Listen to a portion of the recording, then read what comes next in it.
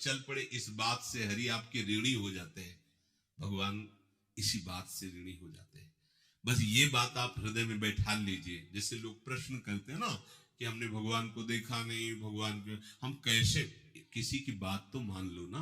आप मान लो, वो तो आपके अंदर भी बैठे हुए हैं, वो आपको इतना प्यार देने लगेंगे, जहां कोई सहायक नहीं होगा वहां हरि आपको दिखाई देंगे। देख लेना, बिगड़ी ऐसे क्षण में बन जाती है, ऐसा लगता है गला कटा तो वो तलवार गले तक आएगी, हार बनकर सुगंधित फूल बन जाएगी, पर गले तक आने आने तक तुम्हारी निष्ठा देखी जाएगी।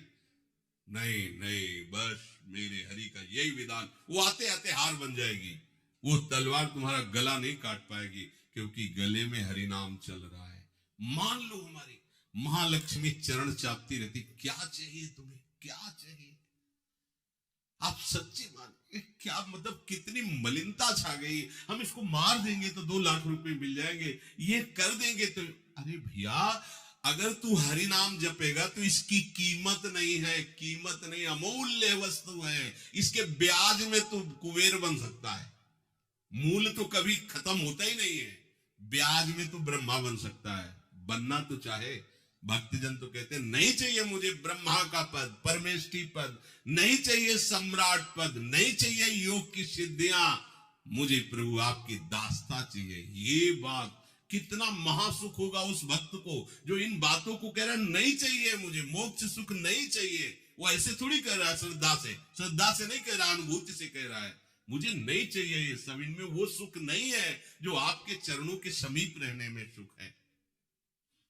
नहीं सत्संग भजन नहीं हरि को, श्रवण न राम कथा अनुरागी, सुत बीत दार भवन ममता निसि सोवत अति न कबहु मति जागी। अरे तेरी बुद्धि सो रही है, जगा दे। पुत्र में, रुपया में, स्त्री में, मकान में, इसमें सबकी ममता होती है, सबकी, जितने सृष्टि में पैदा हुए, केवल सत्संगी की नहीं होती। जो असली सत्संगी है उसकी ममता प्रभु के चरणों में होती है, क्योंकि वो जानता है सब रूपों में प्रभु ही है, ये सब पसारा प्रभु का ही है, इसलिए ममता उसकी प्रभु के चरण। एक अहमता ममता ये जग में है दुख जाई, ये जब श्री जी की ओर लगे तो होत परम जाग जा, बिना जागे दुख दूर नहीं हो सकता। जैसे स्वप्न में हम देख रहे हैं कि समुद्र में डूब रहे हैं, अब जागृत में आसपास सैकड़ों नाव लगा दे तो बच जाएगा क्या वो, क्योंकि वो तो सो रहा है, वो स्वप्न में देख रहा है। अब हम नाना प्रकार के तैराकों को बाहर तैनात रखें तो उसको कोई सुख मिलेगा क्या, क्योंकि स्वप्न में।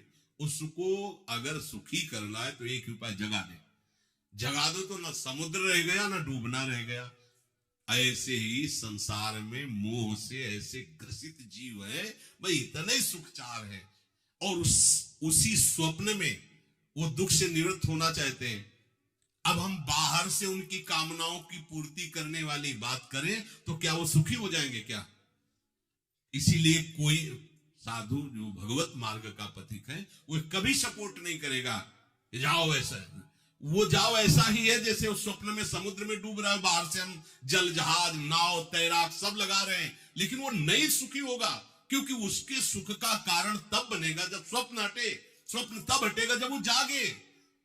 जो सपने सिर काटे कोई, बिन जागे दुख दूर न होई, तो उसको जगा दो। साधु जन क्या करते हैं, जगा देते हैं उसको।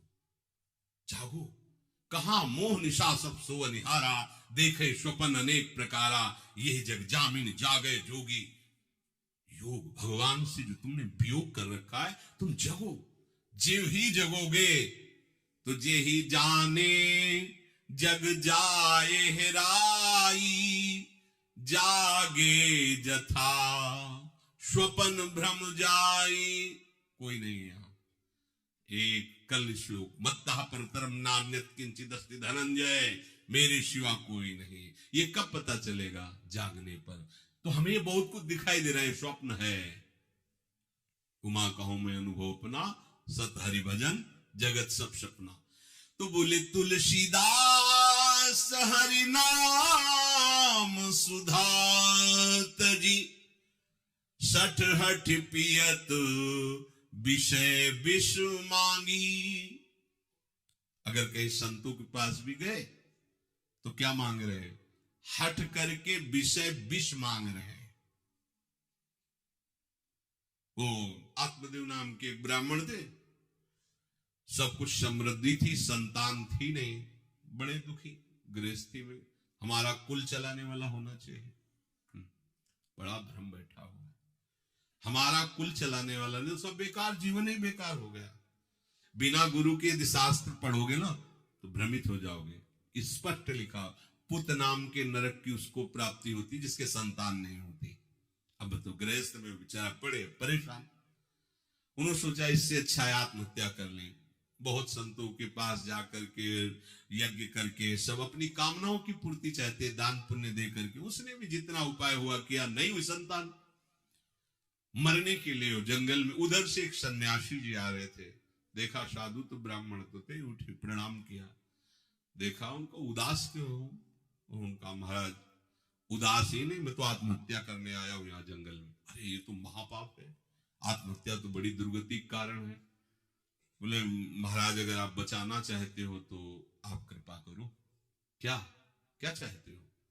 बोले हमारे पास सब कुछ है, बेटा नहीं दोगे तो हमारा जीवन बेकार।